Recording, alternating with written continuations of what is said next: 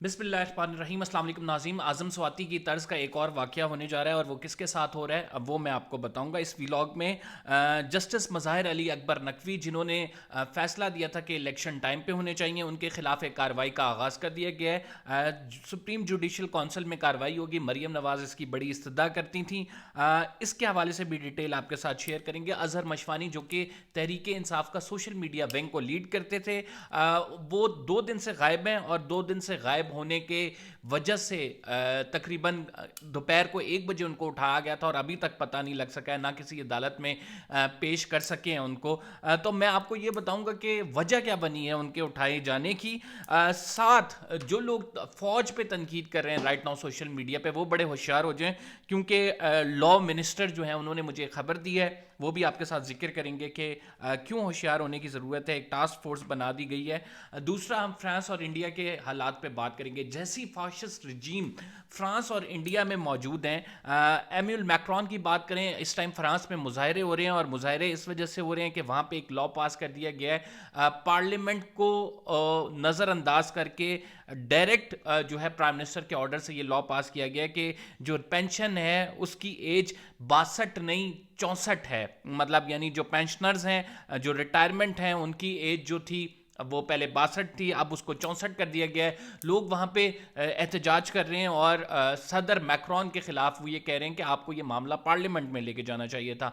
कल इस एहतजाज के दौरान जो हाल उन्होंने सड़कों का किया, ये पाकिस्तान के मनाजिर नहीं देख रहे आप, ये फ्रांस के मनाजिर देख रहे हैं कि जिस तरह से प्रोटेस्टर्स ने वहाँ पे गाड़ियों को आग लगा दी, वहाँ पे टाउन हॉल को आग लगा दी और जो कुछ किया उन्होंने, बिकॉज ये एक ऐसा फाशिस्ट फैसला था फाशिस्ट रजीम की जानिब से जो कि लोगों पर मुसल्लत किया गया। अब हम ज़रा अपने मुल्क में आते हैं, लेकिन इस मुल्क में, हम अपने मुल्क में आने से पहले जो कुछ चल रहा है उससे पहले इंडिया की एक मिसाल देना चाहूँगा। इंडिया में राहुल गांधी पर जो है नाज़रीन पाबंदी लगा दी गई है। उन्होंने मोदी साहब की शान में गुस्ताखी की थी और नरेंद्र मोदी के ख़िलाफ़ जो है एक उन्होंने जो बयानात दिए थे उस पर एक डिफेमेशन केस चला। उस डिफेमेशन केस में लोकल अदालत में जो है नरेंद्र मोदी के ख़िलाफ़ बयान देने पर राहुल गांधी को कन्विक्ट किया गया। उस कन्विक्शन से उनकी जो है डी सीटिंग हुई, लोकसभा से वो इलेक्ट हुए थे और उसके बाद अब उनको बैन कर दिया गया अगले इलेक्शन के लिए।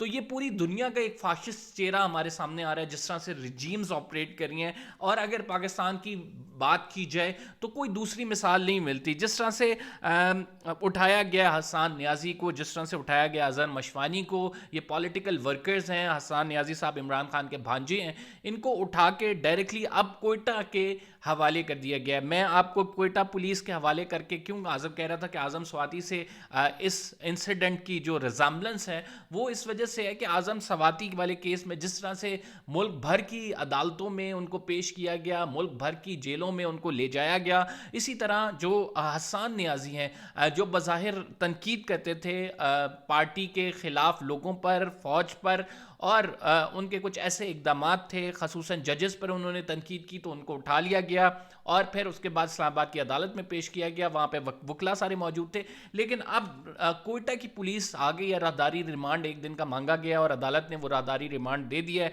हसन नियाज़ी यहाँ से डायरेक्टली जाएंगे कोयटा, वहाँ पर उधर की जेल में रखा जाएगा, सबक सिखाया जाएगा। इसके अलावा जो अज़हर मशवानी साहब हैं, ये तहरीक इंसाफ के सोशल मीडिया विंग को लीड करते हैं, ट्विटर पर ख़ुसूसन बहुत एक्टिव हैं।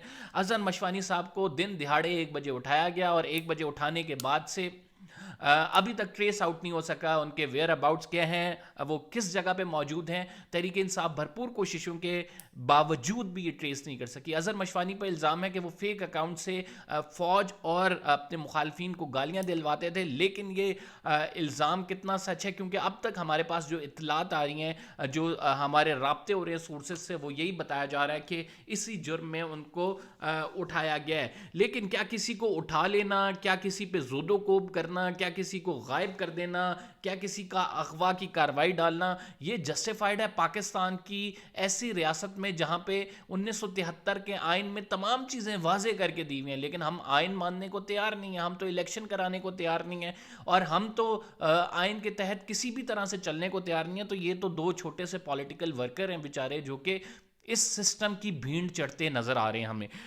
तो अब आप ये देख रहे हैं कि जो एक آپریشن تھا وہ گرینڈ ہوتا جا رہا ہے, وہ تیز ہوتا جا رہا ہے. اس کی وجہ یہ ہے کہ کل میں نے جب عطا طاہر صاحب سے, جو کہ ہمارے لا منسٹر ہیں, وزیر قانون ہیں, ان سے پوچھا تو انہوں نے کہا کہ یار سوشل میڈیا پہ گالیاں بہت دی جاتی ہیں, ہم اس کے لیے خصوصی طور پہ کچھ کریں. آج میں نے دیکھا تو ایک ٹاسک فورس ترتیب دے دی گئی, جو فوج کے خلاف زہر اگل رہے ہیں ان کو فکس کیا جائے گا. یہ ٹاسک فورس ترتیب دینے کا مقصد ہی یہ ہے کہ وہ لوگ جو اپنے اکاؤنٹ سے ٹویٹس کر رہے ہیں, جو حکومت وقت کو کرٹیسائز کر رہے ہیں, جو فوج کو اسٹیبلشمنٹ کو کرٹیسائز کر رہے ہیں اور کچھ لمٹس کو کراس کر رہے ہیں, ان کو جو ہے وہ آپ ٹائٹ کرنے کے لیے ان کو یا اٹھائیں گے, ان پہ پرچے دیں گے سائبر کرائم کے تحت. تو یہ تمام چیزیں اس ٹائم جاری ہیں, خصوصی ٹاسک فورس تشکیل دے دی گئی ہے.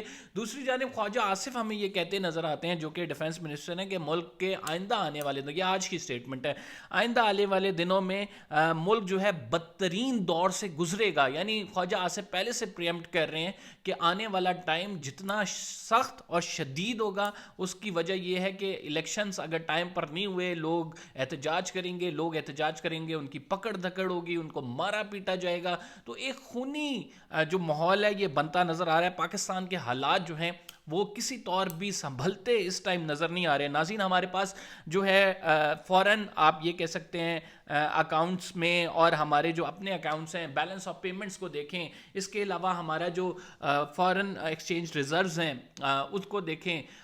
زر مبادلہ کے ذخائر جو ہیں وہ تقریباً 3 بلین رہ گئے ہیں, اور 3 بلین میں ہم نے اپریل سے لے کر جون تک میں ہم نے 3 بلین کی ہی ادائیگی کرنی ہے. تو اس کے مطلب ہے کہ ہمارا جو اکاؤنٹ بیلنس ہے وہ زیرو ہونے لگا ہے. تو ہم کس طرف جا رہے ہیں, اور کیا ہمیں آئی ایم ایف کی ڈیل ہم نے ابھی تک سیکیور کی نہیں ہے, اس کی وجہ سے مشکلات الگ آ رہی ہیں, اور ان مشکلات کے باعث جو ہے وہ ملک ایک تباہی کی طرف لے کے جایا جا رہا ہے ملک کو. اور اگر بات کریں عدلیہ کی, تو عدلیہ میں بھی ہمیں واضح ڈیوائیڈ نظر آ رہا ہے. جسٹس مظاہر علی اکبر نقوی کی بات کریں, ان کے خلاف سپریم جوڈیشل کونسل میں کاروائی کا آغاز ہو گیا, اور سپریم جوڈیشل کونسل میں کاروائی کے لیے مسلم لیگ نون اور حکومت وقت بڑی سراپا احتجاج تھی, بڑا وہ نیریٹو بنا رہی تھی کہ اس جج کے خلاف کاروائی کی جائے. اور ہماری اطلاعات کے مطابق ان کے خلاف جو ہے ایفیڈیوٹ مانگ لیا گیا ہے, جس نے میاں داؤد جو ہیں وہ وکیل ہیں انہوں نے کیا. اور یہ میاں داؤد وہی وکیل ہیں جنہوں نے عمران خان کے